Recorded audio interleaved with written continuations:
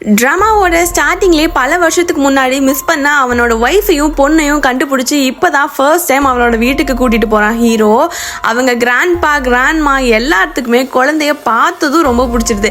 அவளுக்கு என்னென்னலாம் தேவையோ எல்லாத்தையும் வாங்கி கொடுத்து ரொம்ப பாசமா பாத்துக்கிறாங்க. அதே சைடு அவங்க அம்மாக்கான ட்ரீட்மெண்ட்டும் கொஞ்சம் கொஞ்சமா நடந்துட்டு இருக்கு. கொஞ்சமா அவ கியூர் ஆயிட்டு இருக்கா அப்படிங்கறதையுமே சொல்றாங்க. இவ்வளவு நாள் சாப்பாட்டுக்கு கூட வழி இல்லாம ரெண்டு பேரும் கஷ்டப்பட்டுட்டு இருந்திருப்பாங்க. இப்போ அவங்க அப்பா கிட்ட ரெண்டு பேரும் சேர்ந்ததும் அந்த குழந்தை அவ்வளோ சந்தோஷமா இருக்கு. அவ என்னெல்லாம் ஆசைப்படுறாரோ எல்லாத்தையும் வாங்கி கொடுத்து அவங்க அப்பா பாத்துக்கிறா.